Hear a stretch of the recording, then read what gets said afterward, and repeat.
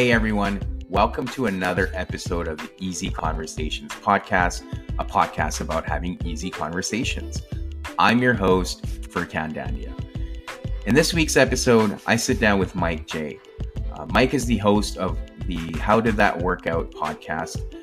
Mike shares his story of being a part of the U.S. military and being involved in 2 wars, and then the aftermath of being a war veteran. Mike talks about the onset of PTSD from his experiences and how that has impacted his life. Mike and I also talk about normalizing mental health and feeling comfortable in speaking about our struggles. I hope you can get a lot out of this episode, and if at the end you can leave a 5-star review, I would truly appreciate it. Great, Mike J, welcome to the Easy Conversation podcast. Super excited to have this conversation today, and I'm really grateful that you're willing to take the time to have this conversation with me today. For people that don't know, Mike J, you've got your own podcast. How did it work out for you? But before we jump into our conversation today, I want to just give you an opportunity to introduce yourself and what it is that you do. Awesome. Yeah. Thanks, Furkan. Thanks for having me on. I'm Mike J. I'm an aspiring podcaster in the sense that I've got about 8 episodes of a podcast out that nobody's heard yet. At least that's what the stats tell me.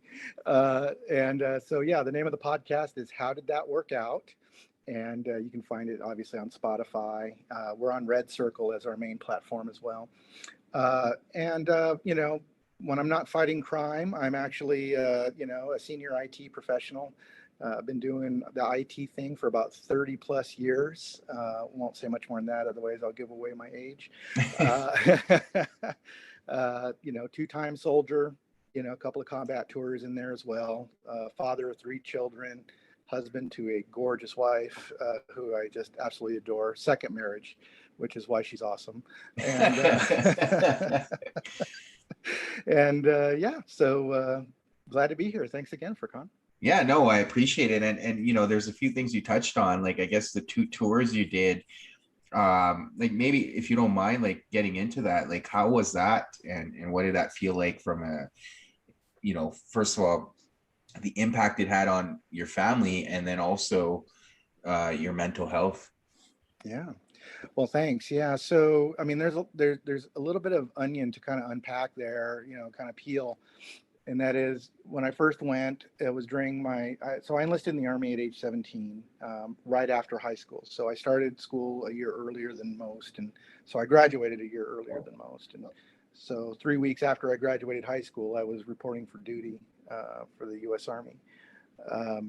My specialty was technical in nature, so it wasn't like I was a grunt or, anything, none of the combat arms, but my specialty did require me to go out to the theater of combat. And that is because, I worked on top secret communications equipment. And so obviously, units out in the field have to talk secretly to the, headquarters. So I was actually one of only 7 people in my main unit that had a high enough clearance to actually operate the equipment that was out there for the units we were assigned to. So they picked us, 7 of us, from our home unit and then loaned us out. So I was right at about 21 when I went. So I was kind of an older guy, but that was my 4th year in the Army. So I was coming toward the end of my enlistment, and a lot of the other soldiers were a lot younger. So that was in 91. That was during Desert Storm. Mm-hmm. And it was the culmination of a lifelong dream, believe it or not, as sick as that sounds. I'd always wanted to be a soldier ever since I was little. We never played cops and robbers, or at least I never did. I played, Army. Yeah. And, my dad was in the military. He glorified it, quite a bit. And I wanted to be like my dad. And so ever since I could remember, I wanted to be a soldier. And, becoming a soldier, obviously part of that realization. Then the other part is, fighting, in a war for your country, and all the romantic notions that go with it. And so in 91, I went over. Thankfully, I was only there for about 3 months. When the ground campaign right before the ground campaign started. So the air war was going on, Mm. and a lot of new sights and sounds. I mean, even being in the military, you're not prepared to see, jets taking off in full afterburner. You're not prepared, to, hear artillery unless you're in those areas, right? And for me, I was, inside of a mountain underground at an alternate U.S. command and control facility. Mhm. And so to be out there with all the real gear and where the where the real stuff is happening was quite an assault on the senses, right? And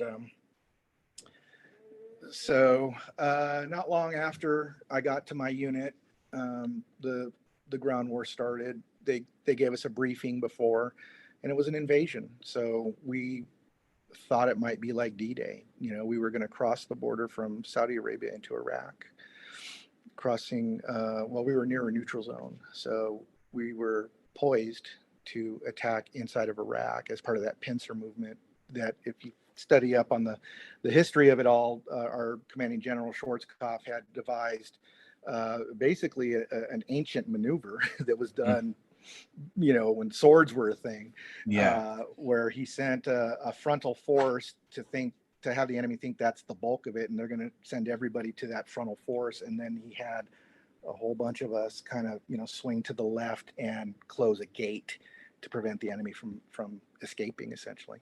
And so I was part of that maneuver, right, that did the closing off maneuver. Hmm. So the effect was I was in the Battle of 73 Easting, which is a battle now in the history books, and it was the largest tank battle since World War II at the time, if not still. Hmm. And that's where we essentially decimated the Republican Guard upon their retreat. And so there were a lot of surrenders. We didn't deal with any surrenders, but saw my first real death during that time. And the experience, while overwhelming and while I guess, a story you can certainly tell your grandchildren, um, I still get nightmares to this Hmm. day for the things that I saw and experienced. And the hardest part about coming home, aside from adjusting that you're actually sleeping, in a building, you're actually sleeping in a room and not underneath the stars, because we slept underneath the stars most of our, actual walls and a ceiling. I would think for a couple of seconds that I was captured, combined with the fact that I had in the back of my head this it wasn't like a gripping fear or crippling. But it was a fear nonetheless that they would actually send me back. And so that was hard enough, right? And that took some adjustment. Even actually to this day, I still wake up and don't always remember where I am. And so I think, oh gosh, they got me, even to this. And I'm 51 and this thing happened in 91. But the absolute hardest was, when you're home, your parents, they're proud of you. They want to show you around, show you off. And so they introduce you. Hey, here's my son. He just got back from Desert Storm. And so you're shaking the hand of somebody you've never met before. And they shake your hand. They say, welcome home. And did you kill anybody? And that it floored me, because obviously the first time it happened, it floored me. But even like the fifth time it happened, it still floors me. Even to this day, it floors me, because, how insensitive can you be? Now, thankfully, the answer is no one. However, that doesn't mean I didn't see things. That doesn't mean I didn't experience things. So after I got back from Desert Storm, again, it was a 3-month stint, but it was all action. It was the 100-hour war, but it was 100 hours worth of action. And then, we had to redeploy back home, and that took a little while. But, so I got married young. I got out of the Army, actually, excuse me. I got out of the Army within a month after getting home. My enlistment was over, and I didn't re-enlist. So I went back home, and I got married all too young. And then, flash forward 13 years, and then we have 9/11. Hmm. I'm in my early 30s by then. I'm about at least 80 pounds overweight. And after 9/11, I went to a recruiter's office and said, "Hey, I'm prior service." That's the term you use for somebody who's been in. They got out. Yep. I'm prior service. Just wondering if you could use my help. And he's like, "Well, certainly we could, but not in the shape you're in right now." I go, "Well, that's a given." I said, "But if I, if I do the work, will you guys, take me back?" And he said, "Yeah, absolutely." And he almost said it like disbelievingly. Yeah. So I, so I went to work. Mm-hmm. I dieted. I worked out 6 days a week. I turned every opportunity at the job that I was doing at the time to kind of also be a workout. So I lost 80 pounds in 7 months. Um, and then I went and took my physical, and I was able to join the Army Reserves. So I was in a combat engineering unit. And I remember one of my, they used to call them drills. Now they call them battle assemblies. Mm-hmm. And one of my first times, new unit, I don't really know anybody, but I asked the sergeant that's in charge of our platoon or our squad. I said, "Hey, Sarge, and you can tell I've been to combat because I have what's called a combat patch. So it's a patch on your right shoulder that indicates at a glance that you've been there. You've been at least in the theater of combat." Yeah. So I said, "Hey, Sarge," and I was a PFC by that because I had lost a stripe because I'd been out for 13 years. So I went in Yeah. as a PFC. So, here I am, a 32-year-old PFC, which is kind of old for a PFC, saying, "Hey, Sarge, when do we prepare?" And he goes, "Prepare for what?" And I go, "Prepare for war." Because it was after 9/11. Yeah. And everybody around, because it was outside, everybody around just started laughing. They were just laughing. And I'm like, "What's so funny?" And they're like, "Dude, if they send us to war, then they're at the bottom of the barrel." And I said, "I don't think so. This is an all hands on deck situation, y'all." And they said, "Well, we'll see." And so the very next weekend that we had drill, I got promoted to specialist, which is a technical corporal. And not long after that, we got the call that we're going. Mm. And it was during that time, while we were preparing to go over, right before we went over, they promoted me to sergeant. And so that one was longer. It was a year. But we were also preparing to go over at a stateside base, it's Fort Hood in Texas. And so we spent about 3 months there getting ready, getting our shots, but also training because we had to train for, even though we were combat engineers, we still had to learn how to, put up hasty roadblocks, conduct searches, kick in doors. I mean, we had to learn, all of that and then relearn, what to do when you hear mortars coming in and things like that. And so anyways, after that, we went over and spent a year out there. And we were in an area called Taji. It was actually outside the city of Taji. And what most people don't know about Taji is that when the second battle of Fallujah was happening and the Marines were basically kicking the insurgents out of Fallujah, they Mm-hmm. all congregated over at Taji. So they Yeah. were to harass our base like every day, every night. And we'd also have to take on missions outside the wire. So that one wasn't as graphic, if you will. I mean, we did have a car bomb go off outside our gate, and because we're combat engineers, we had equipment to help clean up that mess, if you will. But it was prolonged, right? Mm-hmm. And so we were, under some kind of hostile fire, maybe not directly, but almost every day. And of course, those chances went up when you went on a convoy because convoys were a big thing back then. So at first I thought, okay, well, that's, I think it's a healthy thing for me personally because it's some unfinished business. Plus, I felt like I was truly serving a purpose. As I was getting older, I wanted to pass something on to a new generation of soldiers that hadn't experienced at least what I did in 91. And even though it's only 3 months, as they say, you grow up quick. And so after my contract actually ran out halfway through my tour over there. Yeah. And a part of me hoped they'd send me home, but they wouldn't do that. You finish your tour. Yeah. So instead, just gritted my teeth, finished my tour. And then not long after getting home, I got out yet again with, feeling like I really fulfilled a purpose. But the mental stuff, it's still with me. I mean, I don't know Yeah. how else to put it, Furkan, but I still get, not as often maybe. I mean, I'll go nights without, but some nights I'll get, really, really bad nightmares. I can't be in crowded areas. Um, we went to a festival a few years back, and all the classic symptoms: sweating, Yeah. hypervigilant, trembling, uh, ready to jump out of your skin because you feel like you need to be doing something to secure yourself and the ones you're with, my wife and my Right. in-laws and my kids. I felt like I should be doing something to secure them because we're in a crowd and somebody's going to try something. Mm-hmm. So that's my two tours. They were 13 Yeah. years apart. For me, some unfinished business, just in the personal sense.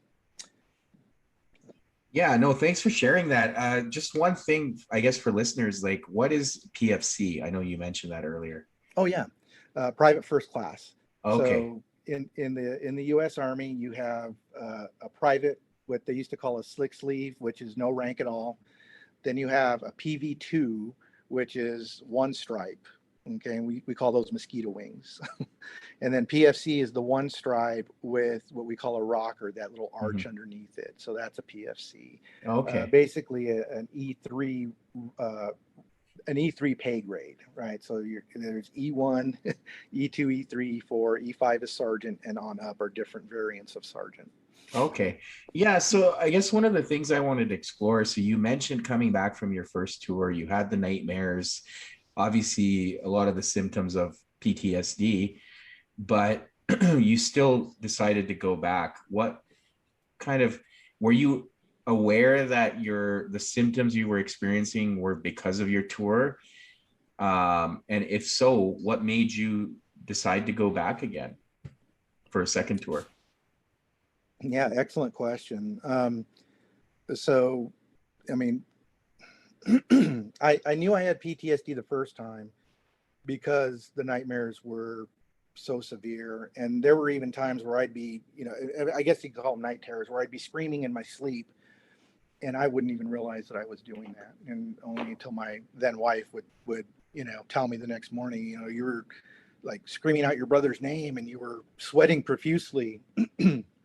So I knew I was exhibiting the symptoms, and thanks to our Vietnam brethren before us, PTSD was able to actually be diagnosed as, rather than just calling it shell shock like they used to do in the wars previous. Um, so, in terms of that and in re-enlisting, there were a couple of reasons. Number one, I was not in the best of places when the war broke out, the second war.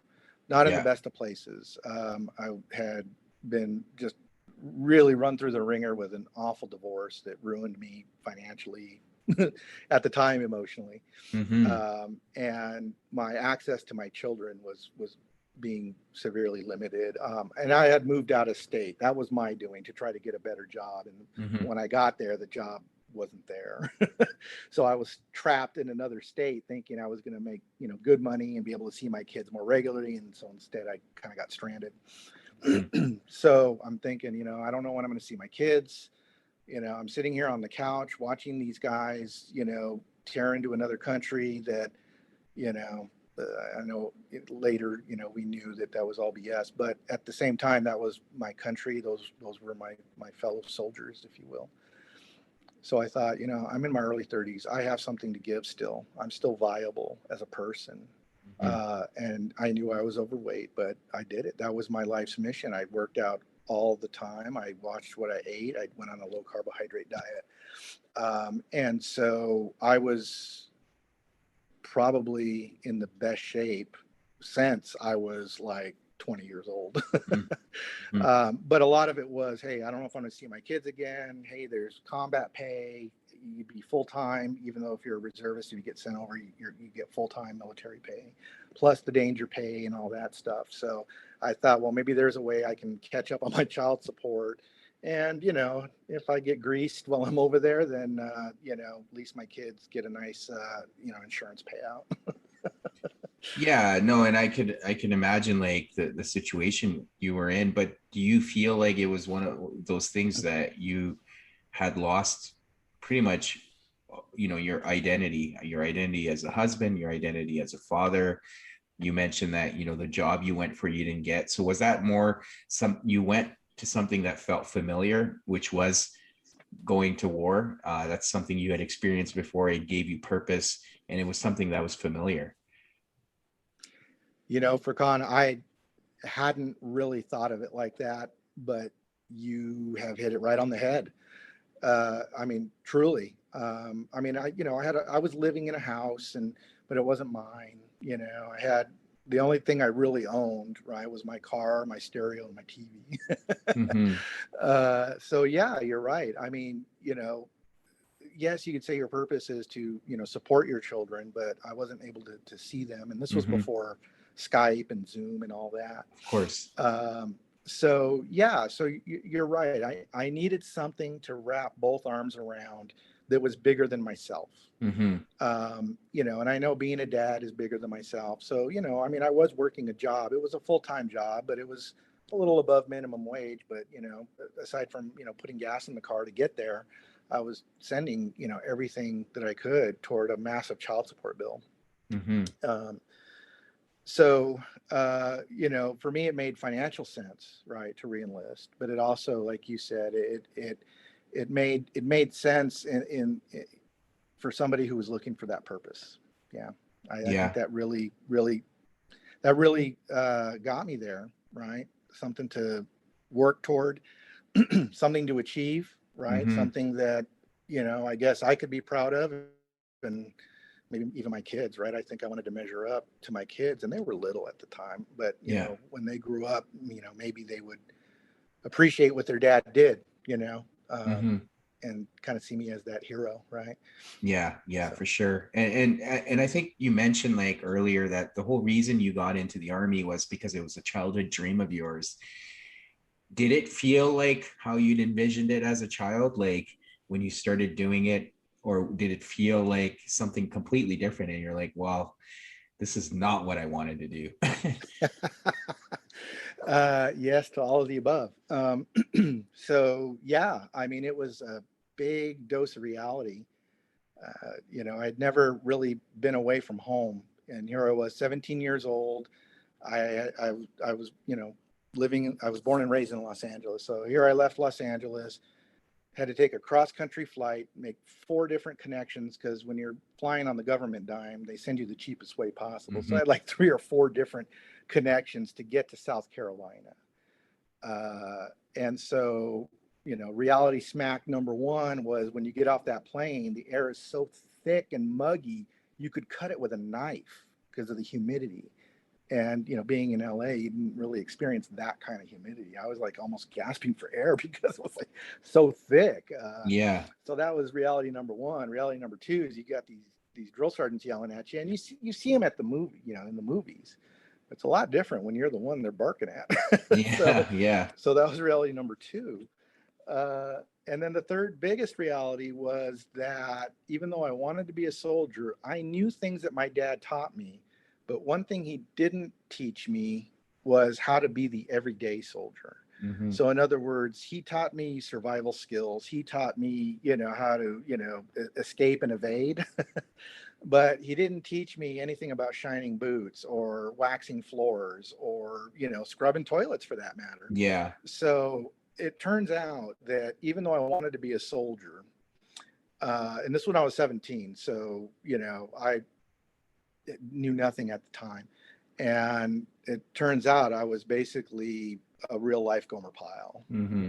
Mm-hmm. and I was doing everything wrong. If they'd say right face, I'd turn to the left. If it could be done wrong, uh, I was able to do it, and yet it turned out to be a blessing because on my own, I knew I wasn't living up to my own ideal. Mm-hmm. In other words, if I'm always getting busted out for doing the wrong thing, well, then the only way to stop getting busted out is start doing the right thing. Mm-hmm. And if what I'm trying isn't working, it's time to try something new. And so what I did is that, when it came to like, if your boots weren't shined well enough, the drill sergeant would stomp on your feet. And of course, whatever shining you did do, it would scuff them, but also, your feet would hurt pretty Yeah. badly. So I found the guy whose boots never got stomped on, and I asked him, "Will you show me how to shine your boots?" And he said, "Sure." I found the guy whose bed never got tossed because it was always done right. It was the bed was tight, and it was always to regulation, and his bed never got thrown over. So I asked him, "Will you show me how you make your bed?" Mm-hmm. Go, "Yeah, absolutely."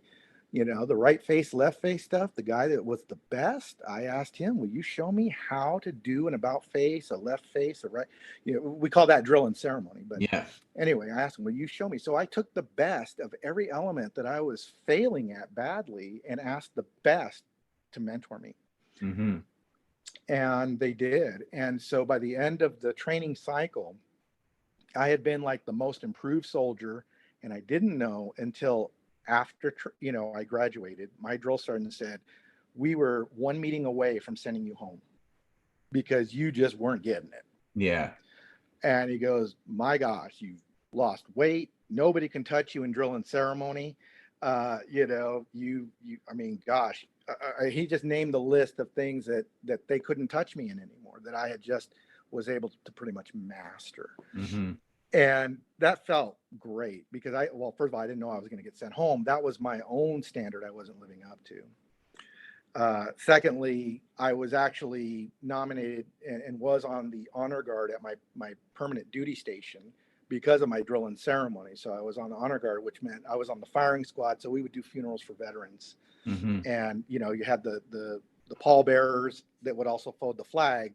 And then you had the firing squad that would do the 21 gun salute. And I was on the firing squad that did the 21 gun salute because you have to be very precise Yeah. with your movements and such. So I'd done that for about 3 years. Yeah, no, and I think that's an important point you make, that, often we should be comfortable enough to ask for help. And that's exactly what you did. And I would like to relate that to anytime we're struggling, is identifying where we need help and not being afraid to ask for it. And it's so important. And I think you also touched on it earlier about how your dad had glorified being in the Army, but until you didn't go there, you didn't realize that it's not all what they make it look like in the movies. There's a lot of other stuff going on. I guess one of the things I wanted to touch on was like, how's your relationship with your kids now? And what are the things you're doing to maintain that relationship? That's a really good question. Again, when I went over there the second time, I didn't have kids the first time, but I had 3 boys the second time. And they were like, one was like 5, the other one was 7, and then the other one was like 10. Mm-hmm. So they were pretty little. So when I would call from overseas, they were so little, they didn't quite grasp what was going on. So, if I'm, call them on the phone and, been standing out in line to try to get, wait to get to a phone, and you call them and you've only got, so many minutes on a prepaid card, again, different time. Yeah. They would, kind of be enthralled with what was on TV rather than talking to their dad. And I didn't get mad at that. I just thought, wow, maybe one day they'll understand, that keeping in touch was, really a kind of a thing you look forward to, a saving grace out there. So yeah, my kids actually came to live with me when I got back from that war. So Mm-hmm. the second time, I actually got custody of my children. So they were preteen. They were, basically in grades, just finishing grade school and about to enter middle school. And then my oldest was already in middle school. So I got to enjoy them. I got to raise them essentially the second part of their adolescence, right? Second half Yeah. of their adolescence. And that was a real, both a thrill and an honor. And so, the relationship was good. I mean, I had my battles that I was fighting unbeknownst to them. Mm-hmm. And I didn't want them to kind of see the suffering. And I had made a determination not to glorify, but also not to tear down military service, right? I mean, in other words, I love my country. I fought for it twice, Yeah. but I didn't want to pressure my children into doing the same in order to measure up in some way to their dad. Yeah. I didn't put that on them. Whatever they wanted to be, I was going to support that. And of course, your minds are going to change about 8 or 50 times when you're young. But then when my younger two were in high school, they were interested in joining the Army. And they're a year and a half apart. So when the one was interested, the other was interested. Yeah. And they were talking to a recruiter, and I said, I mean, guys, and I wanted to know why specifically are you doing this? I want to make sure they were doing it for the right reasons and not the wrong reasons. Yeah. Not so that dad would accept them, because I love them. I mean, unconditional love. You have kids, and Furkan, hopefully, you know what I'm saying here. Of course. When you have children, you finally understand what the term unconditional love really means. Yeah. Yeah.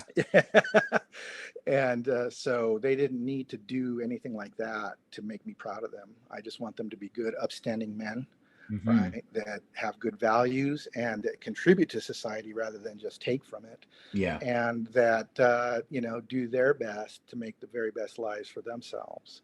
So in any case, I asked them, well, hey guys, why are you looking into this? What's the real reason? And I'll be darned, they said the same things I said when I was 17. I love my country. I want to give back.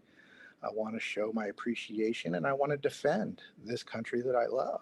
And they never heard me say those things before. So I knew it came from them, directly. And I said, well, I can't argue with that. So here's what we're going to do. I'm going to be part of that process. When you talk to the recruiters, you're going to talk to the recruiter at home with me there. Because I'm gonna be able to filter out any of the BS that they're going to tell you with reality. Yeah. And so it was very much a family process, and I felt better for it. The recruiters respected it. Maybe they didn't like it as much, but they respected it, and it ended up, I think, being a really good experience. So that at least the boys knew that. It's not something you rush into. B, you can never ask too many questions when it's a decision that big. And hopefully some of the questions I was asking made them kind of think a little more about what they were about to do. And now I'm proud to say they're both sergeants in the Army now. They made sergeant in their first enlistment, and they both re-enlisted. They're at the same base with different specialties, but they live like just up the road from one another. Yeah, no, that's really, that's amazing. That's cool. And thank you for sharing that story. So, I'm glad to hear that you were able to come back and have a relationship with your boys and have that positive influence in their lives.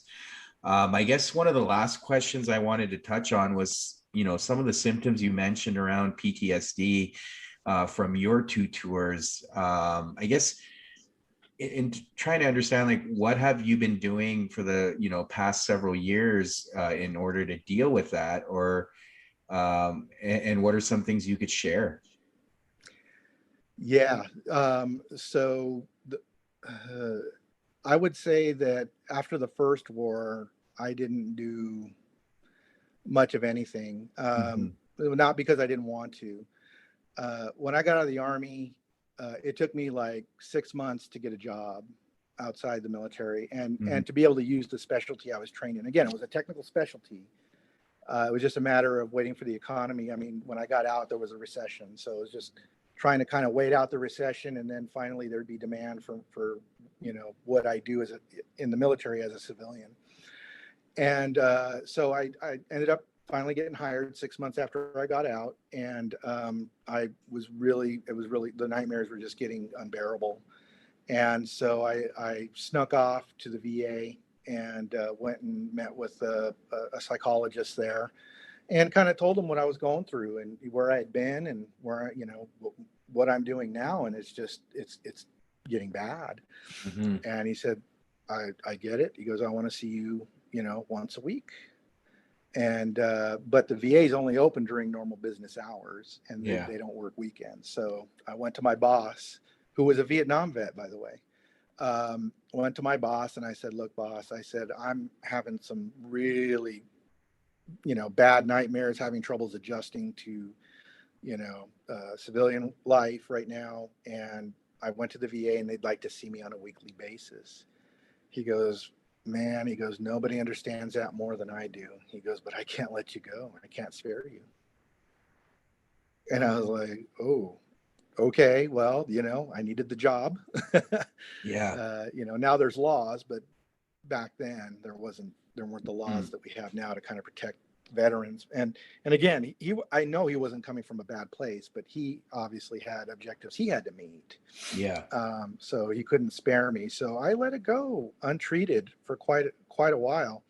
And then after this second time, it became debilitating. Where I remember the first episode I couldn't get out of bed for 2 weeks. So I literally called in sick for 2 weeks. Couldn't get out of bed. Was trying to hide it from the kids that I was actually experiencing this kind of trauma. And I was just so depressed, right? It was just depressed. I mean, you go from having almost these superhuman powers and abilities out there, not just because you have a gun, but we controlled the roads, right? We Mm. controlled the flow of just about anything and everything out there, right? And it wasn't like we were doing that maliciously. We were doing that to try to keep a country moving that needed help after ousting a dictator. And you're like, what do we do? So we were trying to, we as soldiers on the ground were trying to do the right thing. Mm-hmm. Mm-hmm. So I had my first episode, and then I went to go see a doctor. She prescribed me some anti-anxiety meds. That worked for a little while. So I thought, okay, I'm good. A couple of years later, it hit again, and it hit a little harder than the last time. So bad that actually I went to my primary doctor and said, Doc, I can't go back to work. I can't. I please. And she says, as of right now, you're under my care. She wrote a note, and she had me give it to my employer. It basically said, until further notice, he is under my care. So I was able to use a lot of the benefits, employee benefits with, not just health care, but also the time off and what have you. Because it was a toxic situation at work that just threw me into a spiral. I mean, a bad spiral. So I was out for about 6 months. But at that time, I went to a psychiatrist and I went to a counselor, both of which I still visit on a regular basis to this day. My counseling was once a week for a couple of years, and now it's once a month, but I still have it faithfully. Mm-hmm. Wouldn't want to even go without it. Even though there's nothing going on, it's nice to be able to have somebody to talk to. Yeah. And that can help you make sense of some things, So some days you're in a bad mood, your counselor can help you with that. Some days you're in a really good mood and you just have some random thoughts or Yeah. ideas, or, hey, am I crazy for thinking this thing? And they can maybe, help you sort that out. And then my psychiatrist is once every 3 months. And, I mean, I will admit openly, I am on medication, but it's helped, right? So the counseling and the medication together, have truly helped. I'm still the same guy. I'm not numbed or anything like that. I'm just a little more balanced, I guess you could say. Yeah. But I'd like to circle back for to something you had said earlier about, asking for help. And, Mm-hmm. when I was in basic training, asking for that help. And, I had unfortunately had yet another episode after that one that had me seeing a counselor and a psychiatrist. Yeah. Had yet another episode, was out for about another 6 months. And actually an Army buddy that I served with in the second war was in town. He's still in the military, and he came to visit me at home because he was in the area with his unit for some reason.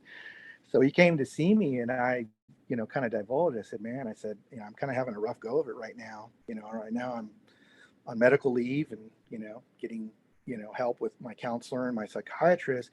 And he told me something, and I'm not pausing for dramatic effect. I'm pausing to try to kind of keep myself together here. He looked at me and he said, he goes, there's still a bit of a stigma out there that if you ask for help, you're weak. He goes, but I know of nobody stronger than you, and you just made yourself even stronger by asking for that help and accepting that help. Mm-hmm. And even to this day, when I picture the look on his face when he said it, the sincerity he said it with, we served side by side out there, and he knew that I was the one that, along with him, we would run toward the danger, not away from, and we would never shirk our responsibilities in any way. And we knew we could count on each other, right? And so for him to say that meant a lot more than just about anything anybody else could say to try to quote unquote make me feel better.